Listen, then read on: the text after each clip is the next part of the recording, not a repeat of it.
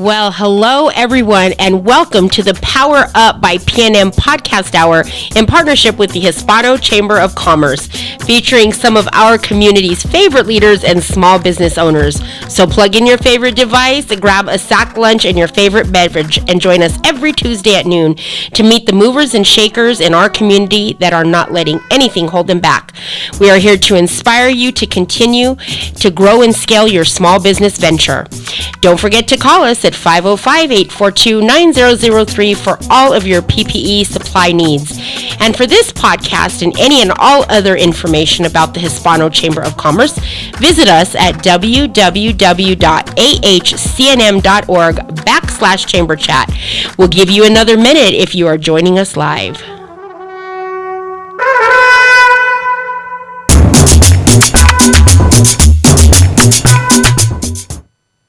Hey, welcome everyone to the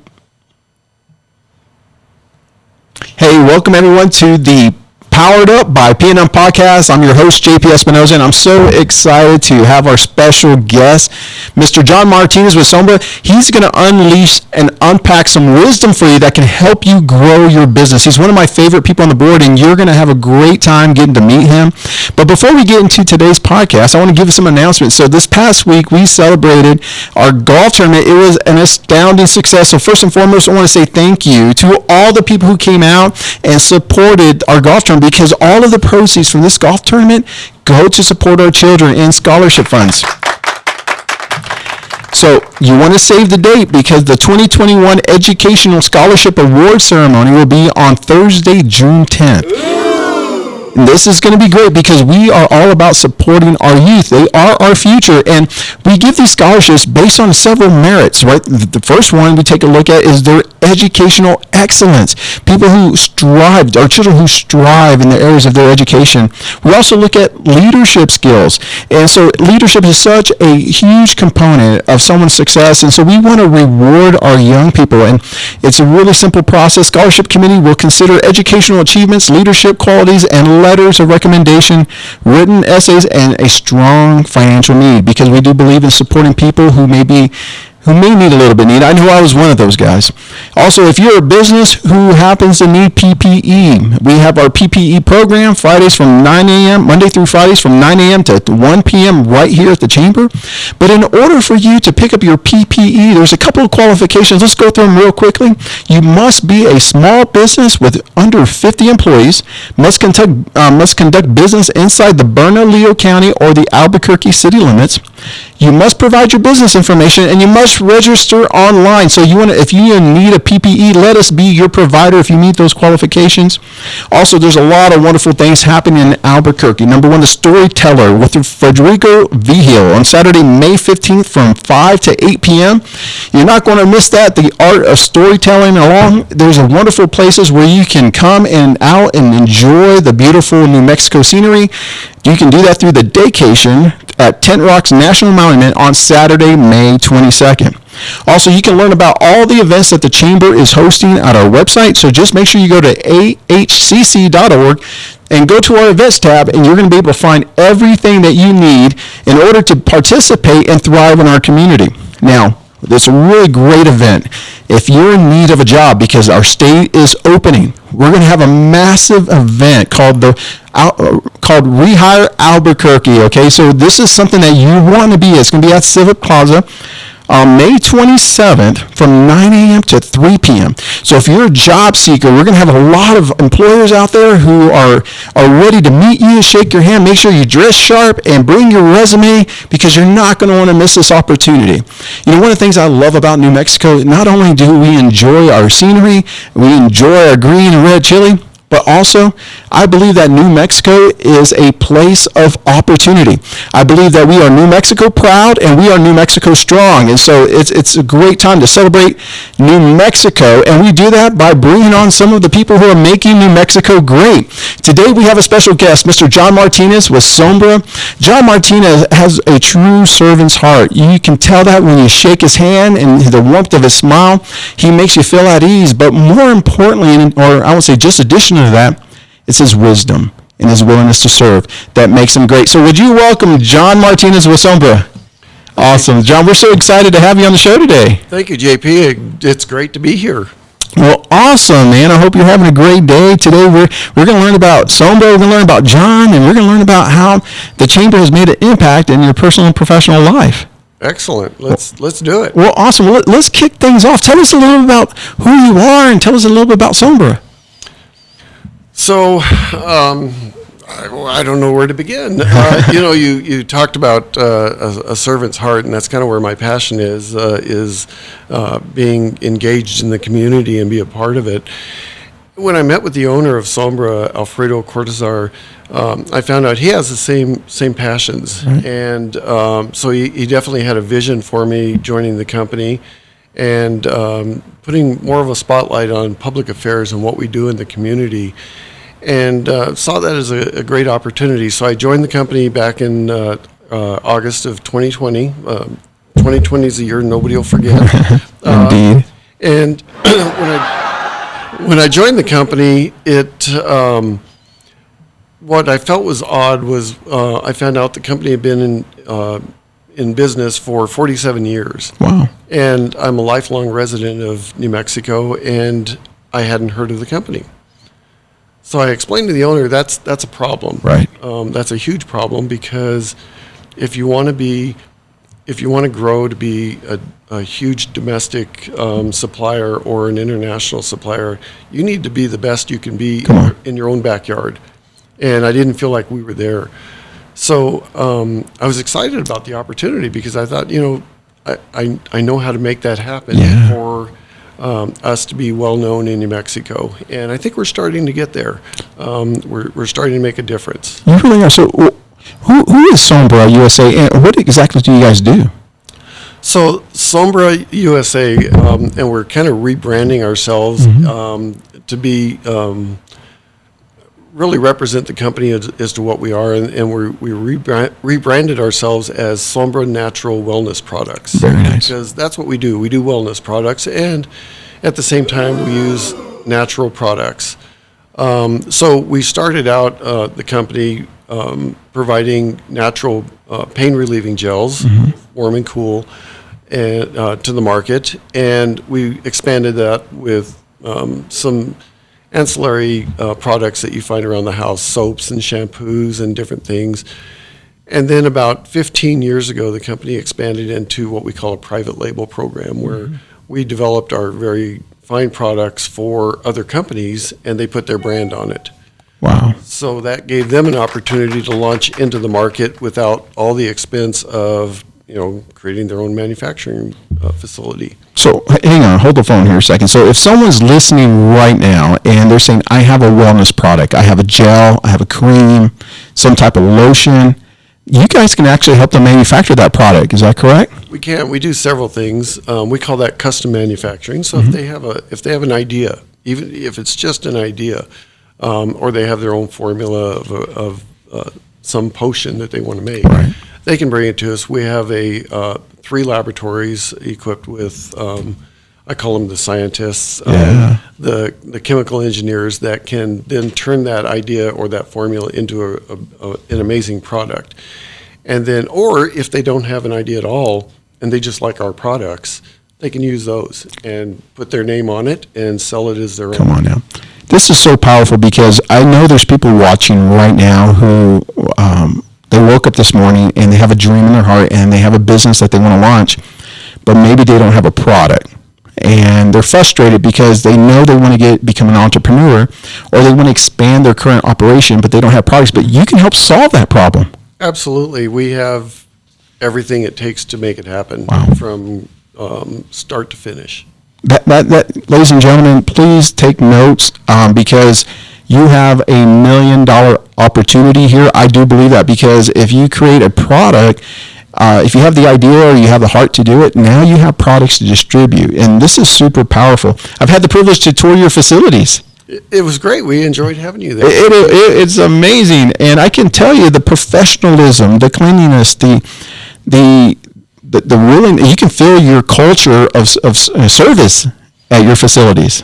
Absolutely. And it's interesting because with a company that size, you would expect to see a lot of attrition, a lot of turnover.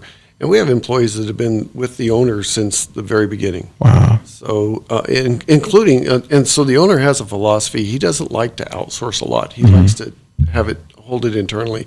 So we have our own maintenance staff. Yeah. We have our own custodial staff. They all work for the company. And some of those folks have been there for 25 plus years. Wow. That's amazing. So, how did Sombra USA fare during COVID? So we did pretty good.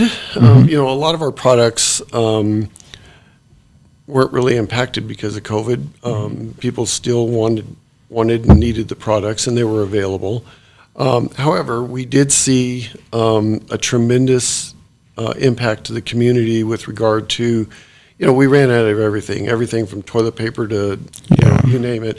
And hand sanitizer was one of those items that we ran short of.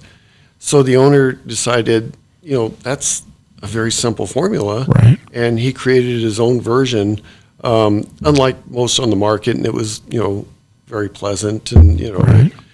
Did the job like all the others. But it filled that void in New Mexico where we were having a hard time finding hand sanitizer. We were mass producing it. That's great. So that really helped turn the corner in 2020, and not only for us, but for New Mexico as well. Well, here at the Chamber, we're a proud user of your hand sanitizer, so thank you. And it has the Chamber name on it. It so does. We're proud of that. We are super proud of that. I want to go back to the question previously where you have someone who has this dream, this goal, and they really want to launch their product. How difficult is it for someone to do that? Because I believe that as an entrepreneur, we build up these walls of concern or anxiety around, man, could I be able to afford it? Could I do it? How simple is it for someone to work with you guys? It's very simple, really. And of course, at the end of the day, it's always going to come down to money. Sure. But one of the things that we pride ourselves on is that we're that value add, and that there's a lot that goes into this. You have to find bottles or containers to put your product in. You have to find labels to really market your product. You have to have obviously a high quality product to go along with it. You have to find all the ingredients that go into it, and that's daunting for anybody that's starting out because that's a lot of moving parts that you have to pull together at the same time. And our mission is to make sure that all of that is done for you. Wow, that's really great. We've seen that firsthand from some people that we've introduced you personally to that organization, and people who just had an idea and they really wanted to take it to the next level, and you guys delivered. Perhaps if you're owning a business and for instance, you're a tattoo artist, and as a tattoo artist, there are certain gels that you would put on your post-tattoo, I guess you would say. This may be a good strategy for that. Absolutely. And, even better, because nobody wants to have that, bottle of XYZ Acme lotion or whatever sitting on the counter. Wouldn't it be great to have that tattoo parlor, that hair salon, have their own logo on that bottle so that not only are they using their own product, but then assuming that their clients love it, they can then sell it to them. And Absolutely. It's their product. And not only are they using a product they trust because they had input into the design of it, but they then can use that as a marketing tool for their own business. Right. Hey, I think people need to be open-minded on what you guys can do because you handle a huge range of different products that you can help manufacture and create, I would imagine. Absolutely. Any we jokingly call it any potion or lotion. We can do that. So anything that is an over-the-counter type drug, we are registered with the FDA and very compliant. So anything that falls in that category, we can absolutely produce. So earlier you mentioned that you were brought on to the organization to help market it. Is that correct? Well, not really marketing. It's more public affairs. Talk to us a little bit about that. What exactly is public affairs, and how can a small business benefit from that? So it's a great opportunity for small business, but it's not something that's possible for all small business. Yeah. It's a conscious decision you have to make, because if you take that plunge into my version of public affairs, you have to be willing to make some sacrifices. Number one, it's going to be sacrifice of that employee's time, because they're going to have to be involved in things like extremely important things like being a member of the chamber. Right. And ultimately becoming a board member of the chamber. That's exactly right. Yeah. And and possibly board member or members of other organizations as well, to help advance the business. That's right. That's huge. And then along with it, I kind of blend public affairs along with our philanthropic program as well. So, not only is it a essential thing for companies to come together. I always say it takes a village. Yeah. When we look at the homeless population in New Mexico and some of the other needs, I think there's a lot of thought that government will take care of that. That's not the case. It takes the village to make that happen. So I like to blend into that public affairs role, that contribution back to the community. And recently we did a fairly significant donation to the city of Albuquerque for that reason. And it was, a lot of it was hand sanitizer, and it was geared to go toward to the homeless population and other underserved populations, along with our pain relieving gel, which will be used for senior populations and others that just have that need. Now, do you mind if I mention the pain relieving gel? No. Please. Sore no more, huh? Yes, that's one of our versions. So we do have two versions. We have our Sombra brand and our Sore No More brand, and this is no big secret. I'll tell you right here live on the air. It's the same formula. Right. But our Sore No More is really designed for our retail market. Right. So if you go into Whole Foods or any of these outlets, you'll find Sore No More. The Sombra brand is really designed for healthcare professionals. Okay. And so it goes to chiropractic offices and massage therapists and others, and they use that in their professions. Now, I'm going to give a shout out to Sore No More. So when I was touring your facilities, you gave me a sample of Sore No More. And, at first I'm like, okay, I'll give it a try. And it just so happened I like to play at the game of golf. And every now and again, I am by no means an expert, but I enjoy being out there on the golf course. And just right that same week I was playing, I hurt my back, probably shouldn't have been swinging that hard, but anyhow. And so that night you gave me that product, and I literally went home, tried it. I will tell you, it worked flawlessly. It was wonderful. We went off something happened. So, yeah, we lost Mike. There we go. You're good? No, not yet. There we go. All right. Nope. There we go. I think we're back on. Sorry about that, ladies and gentlemen. Small glitch, but so the product worked flawlessly, and it literally removed the pain. What's interesting? Not only did it remove the pain, but it also eliminated the residual pain. Usually, when you use a pain reliever, it will last temporarily. It actually took away the pain. That's great to hear. And interestingly, what went into the design of this product, the owner is a chemical engineer by education himself, and he's also an avid professional racquetball player. And he's 78 years old, and he still plays racquetball. He says he doesn't do it professionally anymore, but he still goes out and spanks kids half his age. But he wanted a product that worked for him. Right. So through trial and error on himself, he found all the right components at the right levels that was effective, and it's proven over the years to be very effective. And I appreciate the testimony. Well, yeah, absolutely. Where I got that idea was from Ernie Cedabaka, our president and CEO of the chamber. So as he's getting a little older, he says he bathes in Sore No More every single day just to get rid of the aches and the. Oh, I'm sorry, Ernie. Ernie just walked in. I was talking about him. Aches and pains. Yeah. And so, but the product worked really well. I ended up hurting my ankle. It did the exact same thing on my ankle. So I swear by this product. And so thank you so much for designing it, because it actually works. So let me ask you this question. You mind if we talk about, maybe perhaps give us some insights to maybe our listeners who have a product and maybe they're manufacturing it on their own somewhat, but kind of get some pointers. What happens how do people get into larger distributions like Whole Foods? You mentioned Whole Foods earlier. How does someone go about doing that?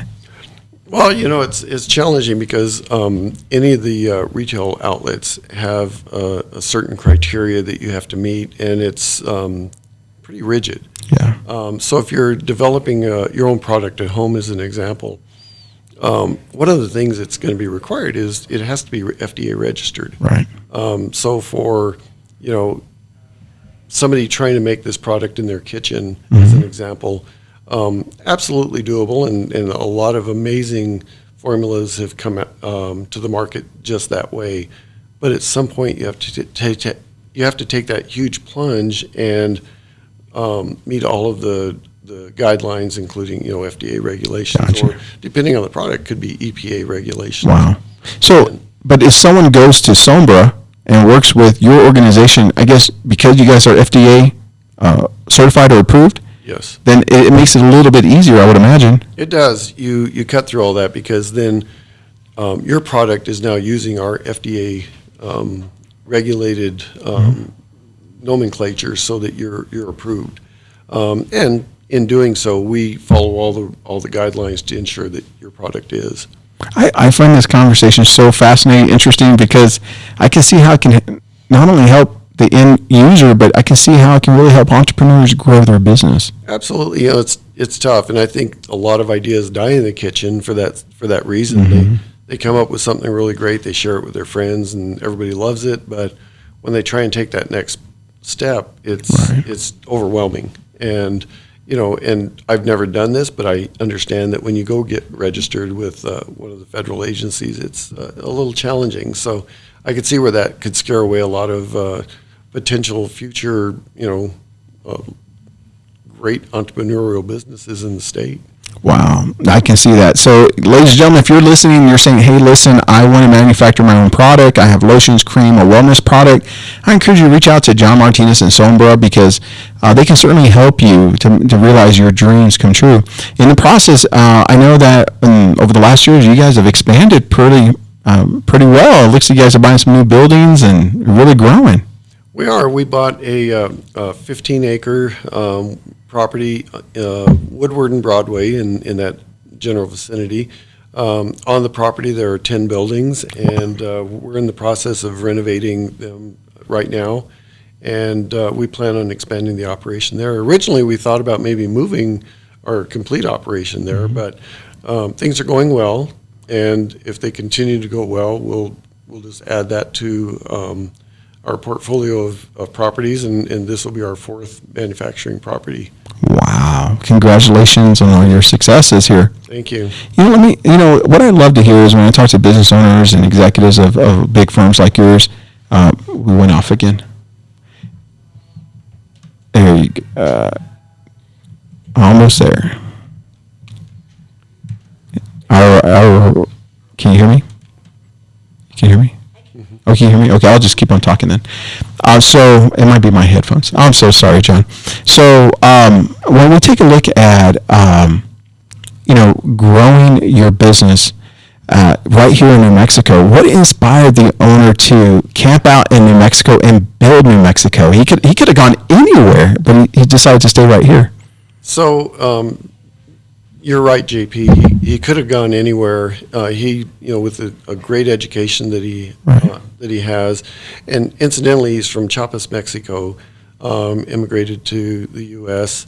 And went to work for Max Factor in California. So not only did he have a tremendous educational background, he had an amazing resume as well, working for Max Factor. And so at some point early in his life, he decided he could venture out and do this on his own. Right. And why New Mexico? That's actually a pretty simple question. I asked him the same thing. He did it for the same reason a lot of us do things, and that is he met a woman and got married. Come on now. And she was from New Mexico, so here's where he landed. That makes me laugh. The reason because, as you know, most men would do anything for the woman that they love. Absolutely. Oh, I'm glad that she was right here from New Mexico, because Sombra is a gem in our community. Absolutely is. And, it wasn't an easy transition for him. He, as he started trying to grow the business, he slept on his floor at his office many nights because he didn't have a place to go, didn't have a vehicle. So he struggled through a lot of years. And so when you start up a business, it's not always easy. Right. Until we get to the point where we are now, and he, he's rewarded well now and deserves it. Well, he as he should. When we met with him and had lunch, his story was so inspiring, because so many people would have given up in the state that he found himself in, sleeping on the sofa, sleeping in the office. The sacrifices that him and his family made to grow the business is truly a remarkable story. It is, and he's the poster child of tenacity. He stuck with it, thick and thin, and didn't give up. Yeah. And I think for that reason, and I mentioned earlier that so many of the staff members have been there for most of their life. Wow. And I think it's that reason is because he's such a role model for the employees that they have such a sense of loyalty. They're not going anywhere. John, I can honestly tell you, and I mean this genuinely and authentically, I love your company. I love what you guys are doing. I love everything that you guys stand for, and so I'm so proud of you. Well, thank you. That means a lot because you've done a lot yourself. So Thank you. It means a lot coming from you. Oh, thank you so much. Well, what I'd love to do is we would love to learn more about John Martinez, the man behind the scenes. And so, John, so you grew up right here in New Mexico, huh? I did, yes, right here in the, not right here, but in the North Valley of Albuquerque, and went to Valley High School. Go Vikings. Go Vikings. Yep. Are you a Viking? Okay, yeah. Oh, yeah, Angelique, who is our studio manager here, she is a Viking as well. All right, great. We're kind of scattered all over the community, so that's great. So I, early in my career, my career started actually in telecommunications here in New Mexico for what used to be, back in the day, Mountain Bell, and then U.S. West and Quest, and the name kept changing. Yeah. I always said the name kept changing to protect the innocent. But, so I spent a career there, and during that time, I had a lot of opportunity to relocate to other cities within our serving territory, like Denver, Phoenix, Minneapolis, and I always passed on the opportunity, which would have been promotional opportunities, so that I could stay here. This is where I was from. My wife is from here. We were raising our children here. We didn't want to go. Yeah. So I started my life here in New Mexico. I'm going to end it here as well. Come on. That's what I love to hear. New Mexico proud, New Mexico strong. Absolutely. That's how we do things. So you start off in your career in telemarketing, telecommunications. How did that lead to public affairs? I always tell everybody that I'm a generalist. I know a little bit about everything, but not everything about anything. Right. And so I started out in telecommunications, and one of the great things about some of our large companies in this country is in the old Bell system, as it was, you really learned life lessons. And so not only did you learn the trade, you learned your business acumen. You learned how to work with customers, how to treat people. I mean, you could have started as an elementary school level child, and you could learn everything you needed to learn at the Bell system. It was great. So I did. I learned a tremendous amount that made me very versatile and very marketable when I retired from the company. And as it turned out at the time, former Governor Richardson was going into office and needed somebody to head up telecommunications for the state. Wow. And I told myself when I retired that I was done. I was never going back into telecommunications. Well, here I go right back into it. There you go. And so right back in the saddle. I did that for a brief period of time. And oddly enough, he tapped me to take on the role as Deputy Cabinet Secretary for the Department of Homeland Security. Oh, wow. And unusual circumstances that led to that, but nonetheless, it was a great honor, and I served in that capacity under Governor Richardson, and then for a couple years under Governor Martinez. And again, a great learning opportunity, and it put another arrow in the quill, or the quiver, and and then I left there and went to the Attorney General's office, worked there. So I did, after a full career at the phone company, I did another 12 years in government, worked for the Attorney General for a couple of years, and I was recruited by a very close friend of mine to rejoin the private sector, and went to Delta Dental of New Mexico. Okay. And so actually backing up a little bit, you asked me about public affairs. Where did that really launch? Right. Back in my phone company career, there was a little bit of that because any executive in the company kind of was a spokesperson, depending on the area of expertise. And so I did have a little bit of experience there. But with Homeland Security, really, that was where the public affairs role kind of started evolving because I was very active in the community. We were a community-based organization that, whether it was a fire, a flood, or any other kind of a disaster, we were out there. And so I grew that relationship and that network with, community leaders all over the state, and with, property owners in devastated areas and so on. So it felt very comfortable. Right. It was something I enjoyed doing. So when I left the Attorney General's office and rejoined the private sector, my former boss there, that was his vision as well. Come join the company and be our public affairs guy. Wow. And we grew the program from there. You've had a distinguished career. Jack of all trades, master of none. That's it. So you started off as a telecommunications executive. You served the public sector in different capacities at the governor's cabinet and along with Homeland Security, and now you're back in the private sector. Yep. So you made the full circle here. I did, and and people ask me all the time, which is better? Yeah. And they're both great, honestly. I mean, there's a lot of perks to the private sector, Sure. but there's also that feeling of doing something when you're within government. Now, you've been able to do this, but right before the show started, we were talking about family. I believe you said you were married for 43 years? 42. 42 years. Congratulations. Thank you. That is huge. So let me ask you this. The roles that you had, I would imagine, were pretty demanding. Very. How did that impact your family, and how were you able to bridge that balance?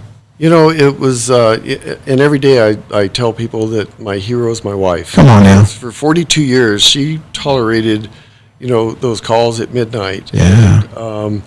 And I can't remember how many vacations, we're out seeing these beautiful sights somewhere, and I'm on the phone because there's some sort of a disaster happening back home. Mm-hmm. That was just the life. And she understood, and she was patient. She said, one of these days, my time will come, and I'll be number one on the list. What a gem! And she's the best. I think that most people really underestimate the power of a powerful and wonderful wife or husband, depending on what role they are. So the sacrifice that your wife and I believe your daughters made were significant. They, my daughter and my son. Sorry about that. Yes. No problem. I mean, life-changing. Anybody that's a parent absolutely understands that. And of course, in 2010, our life changed completely again. That's when our first grandchild was born. And so, that's when it really happens. Then, as my kids say, we're chopped liver now. You don't even know we exist. It's all about the grandchild. Yeah, indeed. Yeah. I remember when our first daughter was born, and my dad's holding my daughter, and he says, son, I love you, but I really, really, really love my granddaughter. I get that. Yep, and it never goes away. It never goes away. That is that's amazing. So, for those folks who are ambitious and on a really amazing career path because they're out there making their dreams come true, what advice would you give to us who need to strike up that balance between, work and family, to be the husband that you need to be and the daddy that you need to be? I wish I was the guy that could say, put family first, always, always, always. It's not always possible. That's true. I'm a realist. And the reality is that sometimes you have to make some sacrifices at home to be successful. Right. Many, many years ago, I could have taken that position that I'm going to punch the clock at 5 o'clock and not look back. But it holds you back. It really does. It limits your ability to grow.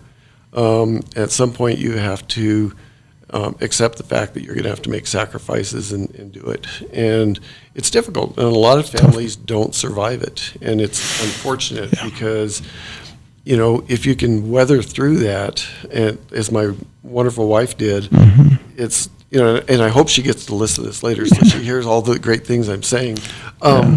That once you get through that, it's amazing, and you finally get your life back, and you can do all the things that you want to do. I just want to take time to salute these supporting spouses because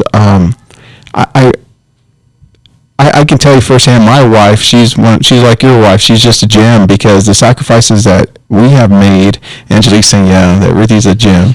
Everybody who meets her knows that she is, because the sacrifices that they've made in terms of explaining to the kids why Daddy couldn't be there, explaining to the family members why we had to miss a function because we're traveling, out of town.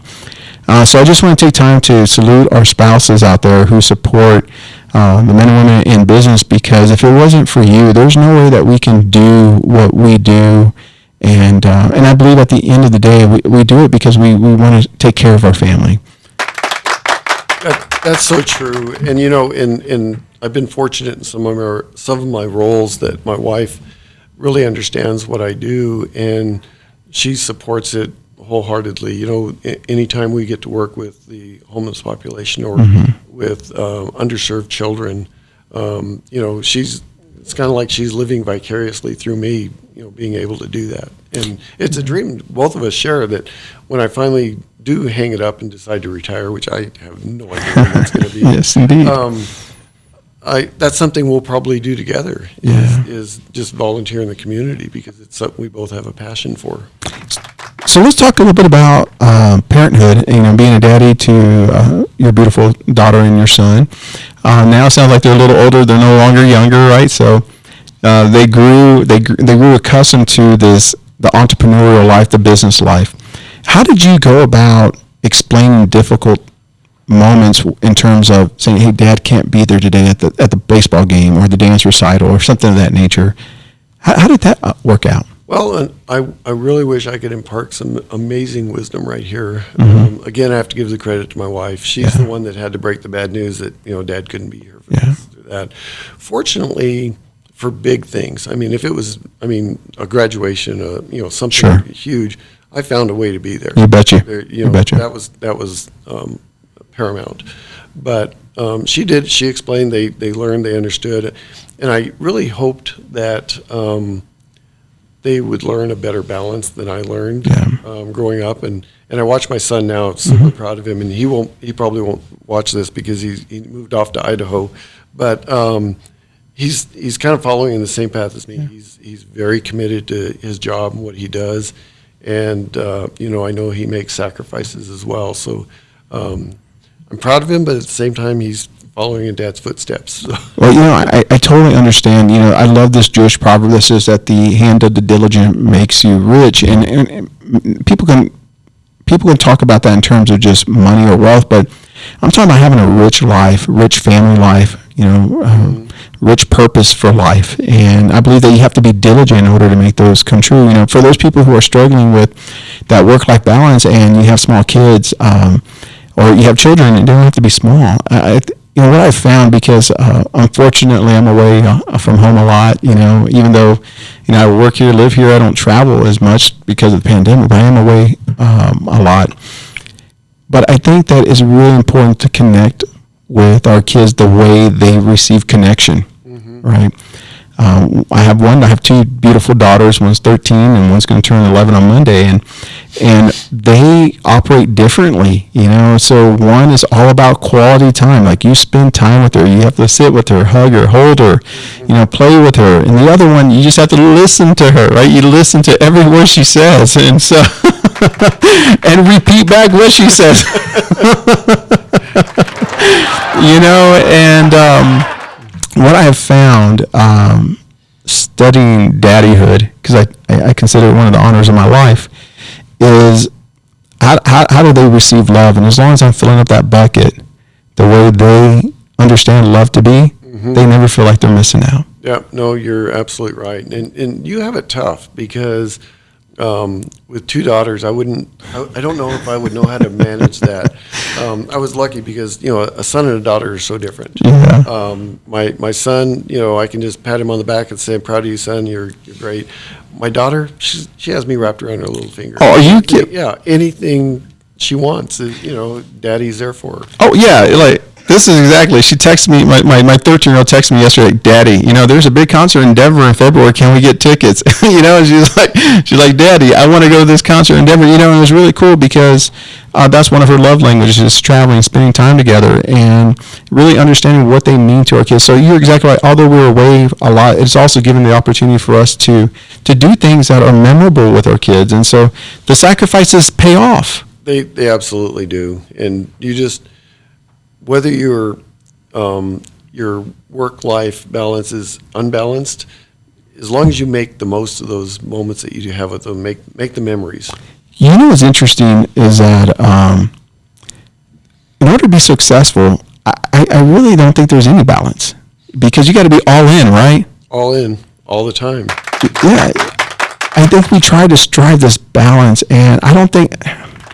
I've been working on this a long time, and what I've seen, John, is that in order for me to be successful at what I do and deliver the results that I'm promising to those who I commit to, it's all in. It is. It's all in. I'm not 100%. I'm 100% entrepreneur. I'm 100% family man. And you just got to give it all you have. Yeah. Yeah. You do. Man, that's so awesome. Man, you have so much wisdom and experience. What I like to do is I like to turn the conversation to your role here at the Chamber. You're on our board, and we're so delighted to have you as one of our board members. Let me ask you this. What inspired you to get involved in the Chamber? I don't know if a lot of the members of the Chamber realize the potential of being involved in the Chamber. And with my experience over the years and my time when I was with Delta Dental, it occurred to me that, that's a mission I want to be a part of. Yeah. It's, there's the growth of the economy, the growth of minority-owned businesses and women-owned businesses is on the shoulders of the Chamber. And what a better way to advance that than be a part of it. You articulated that wonderfully. You're exactly right, though. Well, yeah, you bet.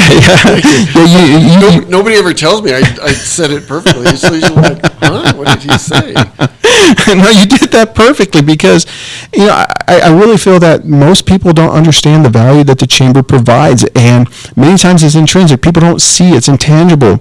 But can you imagine what New Mexico would be if the Hispano Chamber of Commerce wasn't behind the scenes doing the work that we do? We'd be lagging behind, and it's sad. We hear all the, different national studies, New Mexico's either first in this or last in that or whatever.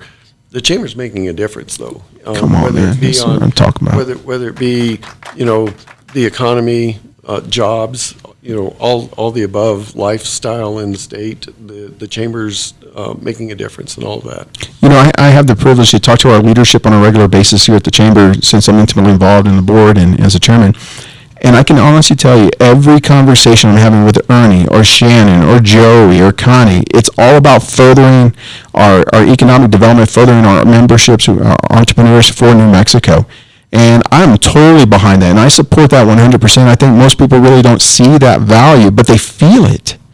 They feel in the work that we do. They do, and again, I would just strongly encourage members to be actively engaged. There's some projects that the chamber's just getting ready to launch that are going to change it's definitely going to change the life of many New Mexicans, and it'd be. For me, I'm excited to be involved in that. Right. You know what I think that most people have a false belief around getting involved is they feel that maybe there's not a place for them, or perhaps there's not something they can contribute. Mm-hmm. And I got to tell you, that's a lie, right? Oh, absolutely. There are so many ways to be a part of it. Mm-hmm. If you don't do anything but actively follow the website, follow the social media posts, and learn more about opportunities for your own business. Right. Even if you do nothing but that, you're making a difference. Right. What has the chamber done for you and for Sombra? Sounds like the chamber has been different times throughout your career. Sounds like Delta Dental, the state. Absolutely, and it's interesting too because Ernie, who left us, he and I had a similar path. He was at PNM following the energy path, and I was in telecommunications following that path. So, it was just fate that we were going to meet here at the chamber and continue this. But and wow, I totally forgot your question. No, just make it on that tangent. Yeah, no, it's great. How the chamber has played a role at different stages of your career. Yeah, so let's talk about Sombra a little bit. Okay, please. We're that small big company. Mm-hmm. We're small in size in terms of employee size, but large in terms of what our capabilities are, and we're huge in the domestic market. Mm-hmm. Depending on the product, sometimes we're up to maybe number 2 in the market for that particular product. We want to be number 1 in all of them, but for a company our size, that's pretty significant. Right. But when it comes to working in the international world, that's a challenge. Earlier I mentioned that it's daunting getting into the business with all the regulations and everything that take place. Well, multiply that by 1,000 in every single country you want to be involved in. Mm-hmm. It's huge.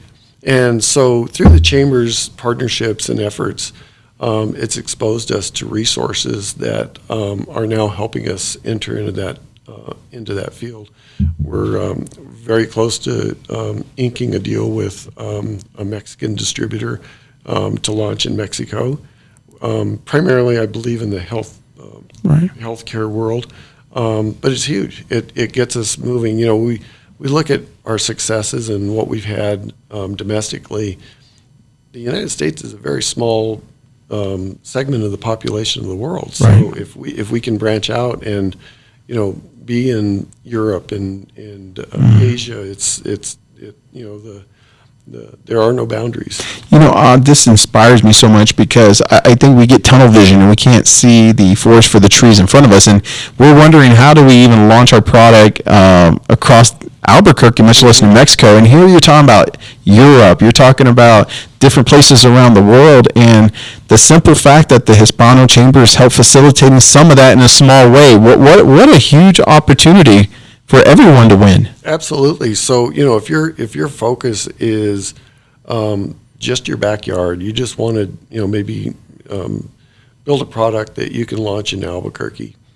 I mean, if the chamber can help us launch into the rest of the world, it certainly can help you launch into what they know best, which is Albuquerque. Man, that is so powerful, ladies and gentlemen. I hope you're listening to this because it's inspiring. The Hispano Chamber is here to serve our businesses, but a lot of times the chamber facilitates breakthrough success. Ernie says something all the time. I told him I'd give him credit last time, and I'll take credit from this one moving forward, but I'm going to still give him credit. He always says this, and I love it when he says it, is that you're just one connection away. You're one connection away from expanding your business, from scaling your business, from starting your business. And you can find those connections right here at the Albuquerque Hispano Chamber of Commerce. It's a great institution. So as we get ready to close, let me ask you, it sounds like you're a lifelong learner because you have to stay sharp. What are some of the books that you read or some of the movies that you watch that inspire you? And we mentioned it earlier that, when you're in, you're all in. Right. So my downtime is very down. So sadly, I don't read nearly as many books as I would like to. And usually when I do, they're geeky books like, how to manage a relationship, or, stuff like that, which is, are things that nobody wants to read. And movies, I enjoy watching things that are completely mindless, that I don't have to think about it. I get that, man. Nothing too deep. Really, I prefer just, my preference for relaxation is just, spending time with the wife. And, my wife and I went through a midlife crisis here recently and did something incredibly foolish, and we adopted a Great Dane. Wow. So that's our weekends are pretty much revolve around the Great Dane and whatever she wants to do. So. And that's a big puppy, huh? That's a big puppy, yes. Yeah. 150 pounds of licking and loving. Oh, wow. Those are big dogs. John, it sounds like, you built something really special throughout your career. And I can't imagine the countless people that you've touched throughout the state of New Mexico and throughout the world with all the things that you're doing.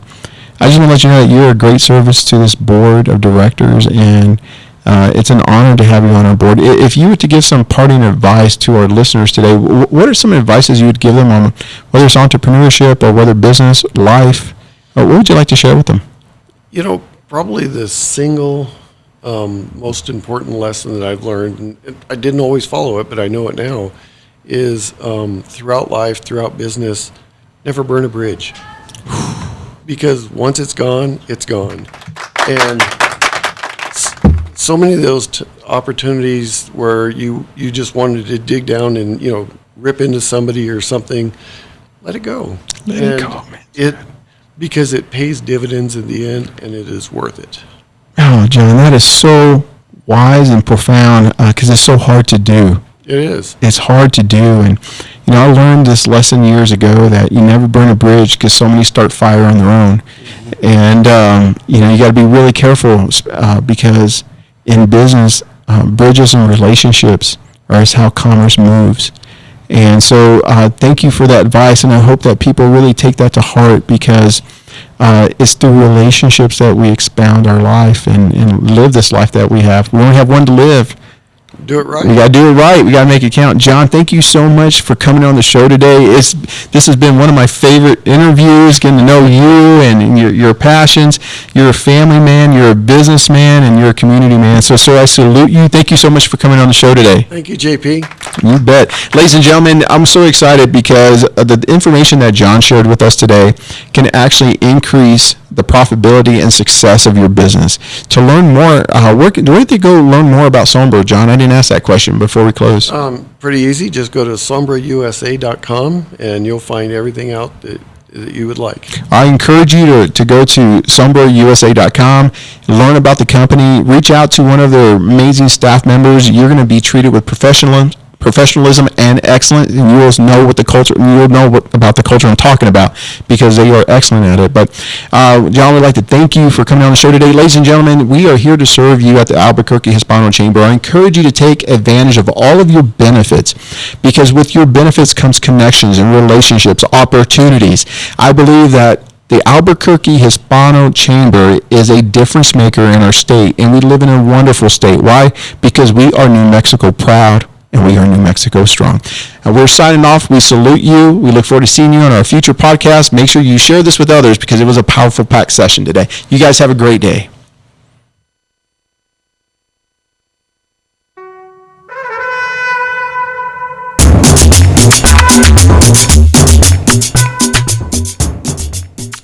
Thank you, everyone, for joining us today for the Power Up by PNM podcast hour in partnership with the Hispano Chamber of Commerce. And again, a big shout out to our sponsor, the folks at PNM, who help keep your businesses energy efficient. Don't forget to join us every Tuesday at noon to hear from those in the community that are moving us forward. And for more information about the Albuquerque Hispano Chamber of Commerce, call us at 842-9003 or visit us online for more information at www.ahcnm.org, and to replay this podcast, add a /chamber chat.